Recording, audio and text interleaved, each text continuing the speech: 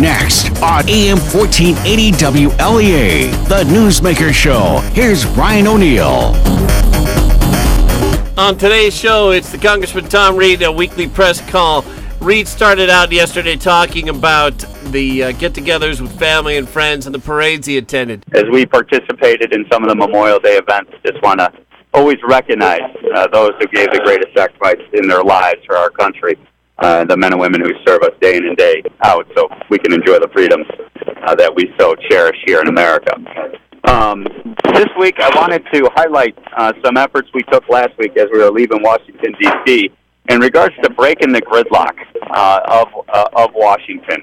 I signed onto the discharge petition, joining fellow colleagues on the Republican and Democratic side of the Problem Solvers Caucus that would force a vote on 4 different proposals to deal with the Dreamer border security issues that we face in the country. To me, this was a reasonable thing to do in regards to bringing to the floor 4 proposals that would be debated in an open and honest fashion. And the proposal that got 218 votes plus the highest vote tally would then be the position of the House in order to deal with the Dreamers and their border security compromise that I think is coming to a head as we deal with this issue. From my perspective, being part of the discharge petition was something that is an unusual practice. I know our leadership was adamantly opposed to us engaging in this process. But as I have joined with many of my fellow Americans in regards to their frustration with the gridlock in Washington, D.C. on some of these important issues, I thought the time was ripe after giving 6 months plus of an opportunity to debate this issue, to come up with a solution, and now to sign the discharge petition to put our name in black and white, to no longer just talk the talk, but walk the walk in regards to forcing the debate on this critical issue. As we now look forward to the June 7th deadline upon which this petition has, in order to get the additional 2 Republican signatures needed to put it over the top, with all Democrats hopefully joining the petition. This gives an opportunity to the leadership, as well as members of the various caucuses, Freedom Caucus, the Main Street Partnership, and other members of the Problem Solvers Caucus, an opportunity to negotiate a potential solution to this issue without having the discharge petition come to a head. Now, I know a lot of folks are concerned that this is an effort to support amnesty, but I can tell you that is not the case. What this is an opportunity to have an open and honest debate in the House of Representatives to the proposals that are out there in order to deal with those Dreamers, the DACA kids, if you would, and on top of that, the border security issues that go to installing the physical structures, be it a wall, etc., to fix this problem so that we don't have a porous border in regards to the problem that it creates, not only with the Dreamers, but with other nefarious activities such as criminal activity, drug activity, dangerous terroristic threats that potentially could come through a border that is not secure. And so stay tuned as we deal with that June 7th deadline in regards to coming to a solution on this. And now with this discharge petition potentially out there, I think that will create a tremendous amount of leverage to break the gridlock on this issue, and also send a message that it's time for us in the House to have an open and honest conversation in regards to this matter. So with that, let's open it up to questions. The first question came from WLEA. Hey, Brian. Any thoughts on the investigation into Russia? You had said before you thought it should come to a close soon. I do continue to have the position that the investigation needs to wrap up its effort. We're over a year now into that investigation. My hope is that in following the facts, the special counsel can get to the conclusions about what occurred, if anything, and we can get answers to that investigation sooner rather than later. I think it's appropriate to come to a conclusion and not leave an open-ended investigation hanging out there that could be entangled into politics, can be entangled into maybe unrelated matters than to what the investigation was designed and targeted to do, and get into the issue of Russia meddling into our election process and what they did outside of meddling in regards to any integrity issues of the election process. Thank you so much. Yep, thanks, Brian. Andy Paulson. Hello, Congressman. Paulson's question was about Dresser Rand in Wellsville. The largest employers in the New York portion of our listening area. Would you please elaborate on your amendment, which would require contractors like Dresser Rand to get approval before closing or moving plants? Why did you introduce the amendment, and what are its chances of passage? Thank you. Yeah, no, we worked hard to get that amendment included in the Defense Authorization Bill, which is a must-pass piece of legislation, in my opinion. And what that amendment will do is to target facilities, in particular, that Dresser Rand facility in Wellsville, and make sure that we look at these transactions from a national security perspective, and to make sure that there's no national security risk with moving this facility out of Wellsville. I was there in Dresser Rand when we saw a stranded aircraft carrier off the coast of the Philippines have to send its turbine to Wellsville, and it took the great work of the men and women there at the facility to get that aircraft carrier operational. I just can't imagine uplifting and moving this product line, this service line from Wellsville elsewhere, and seeing a horrific situation develop where an aircraft carrier is called to respond and protect our men and women in harm's way, and is unable to do that because of the obvious disruption in relocating this supply chain to Carolina. So we have put that in the bill. Hopefully the Senate will carry its weight and make sure that this is included, and we can then send the message to Curtis Wright and Siemens that before you go forward on this transaction, we want this additional national security scrutiny to occur. That, to me, would help us not only save those jobs at that facility there in Wellsville, but also to protect our men and women that are in harm's way by making sure they have the quickest and most adequate response time to the needs of our military that the men and women in Wellsville represent. Thank you very much, Congressman. Then next up, a couple guys tried to talk at the same time. Congressman Tom Reed said to go with Rick Miller from the Olean Times-Herald. Rick, why don't you go ahead first, Rick? Good afternoon, Congressman. Say, I hadn't heard about that amendment on the bill that would help protect the Dresser Rand facility. Could you explain that a little bit more, please? Sure.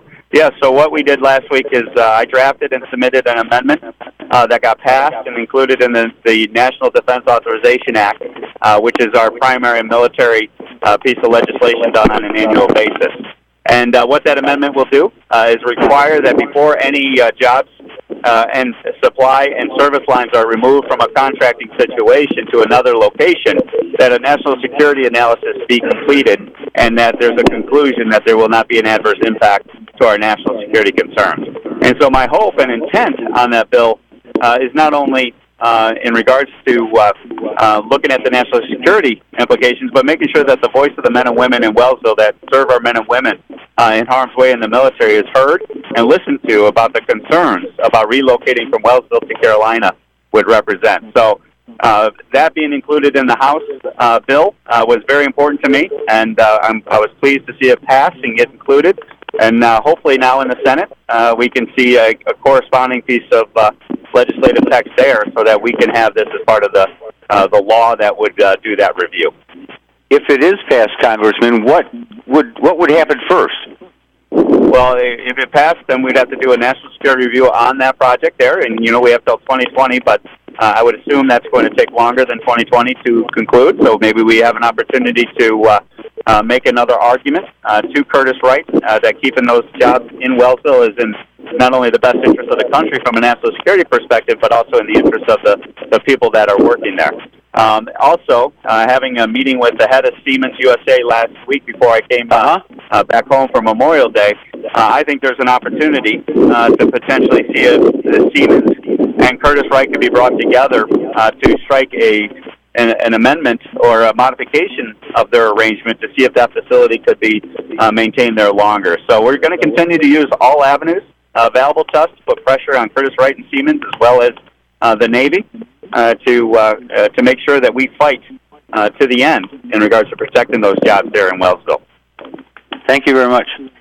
Yep, thank you. Okay, Mark? And Mark is from Spectrum News. Okay, yep. Tom, I wanted to follow up on Wellsville as well, to the communication that you did send out about this amendment.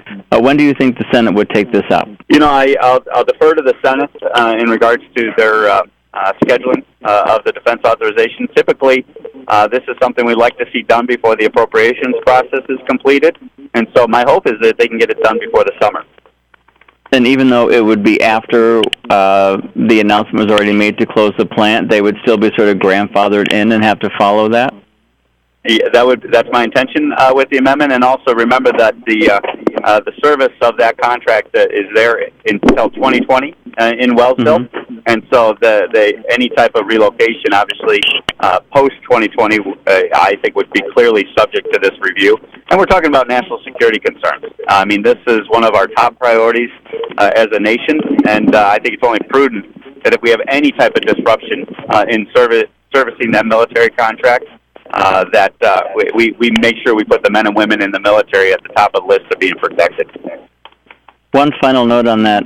Senator Schumer was in town on Friday, and he, too, talked about a meeting with the CEO of Siemens, and I'm not sure if you were both in that same meeting, but he had indicated that he was able to negotiate the company to keep 120 jobs in Wellsville. According to them, he said that was not good enough. Can you shed any light on that? Is there a job deal? Has a job deal been struck to keep those jobs there? Well, we had separate meetings. I so appreciate Lisa coming to our office and sitting down with us firsthand and to discuss this issue. And there is a opportunity to keep, I believe, that number of jobs or close to that number of jobs in regards to the Center of Excellence there in Wellsville, given its performance and ability to service the other areas of the Siemens family from that Wellsville operation. Now, my understanding of the conversation is that those are generally the professional, the engineering, the kind of back room type of services that are located there. But my additional voice was lent to Lisa, the head of Siemens USA, to be a voice for those manufacturers, those workers on the front lines, and make sure that we try to expand the opportunities for them there in Wellsville. And this national security concern is one piece of it, as well as continuing to be a voice for all of the jobs there, not just those related to the Center of Excellence. Okay, thank you. It's the Corning Republican Congressman Tom Reed, a weekly press call. Going to take a quick break, check the weather. We'll be back. Stay with us. Back on the Congressman Tom Reed weekly press call. Next up, Terry Frank, the Jamestown radio reporter. I was just wondering, Congressman, I just wanted to get your reaction to one of the National Wire stories here. I have to call it up on my computer. For some reason, it doesn't want to come up. There we go. White House saying today that President Trump is continuing to actively prepare for the president's expected summit with North Korea. I just wanted to get your thoughts because this has been kind of an on-again, off-again situation. Well, obviously I appreciate the president's willingness to cancel the summit if it is not going to achieve what it needs to achieve, and that's a denuclearization of North Korea. If this is in any way any type of gamemanship that North Korea is trying to play in regards to the summit. And, as we've always been cautiously optimistic going into this diplomatic effort, Kim Jong-un is a world leader that has not demonstrated the most responsible type of leadership, in my opinion, across the world. And so I was pleased to see the president not try to achieve a false diplomatic success for political purposes and rather focus on the biggest issue, which is securing the peace of the Korean Peninsula through a diplomatic negotiation. Now that the summit appears to be going forward, that is a good sign that hopefully shows a seriousness to North Korea, China, and the other important allies that are part of this effort, that we take this very seriously, and we are not just going to negotiate a deal for a deal's sake, but to achieve the outcome of a denuclearized Korean Peninsula. And ultimately, it's up to Kim Jong-un. He can either choose the path of destruction the path of war, the path of violence, the path of further negative impacts on his civilian constituencies, or he can choose the path of peace that could lead to stability in the region and can lead to a more prosperous North Korea as well as a more secure world at large. So hopefully Kim Jong-un has demonstrated a willingness to listen to the path of peace. But again, I remain cautiously optimistic that this will be successful, but do understand, given the history of Kim Jong-un, that we're dealing with a very, very dangerous individual and one that is very erratic in how he leads the North Korean people. All right. Thank you, Tom. Yep, thank you. And that's a wrap for the Congressman Tom Reed Weekly Press Call. I'm Brian O'Neill. Stay with us for Kilmeade. Brian Kilmeade Show coming up next. AM 1480 WLEA Hornell.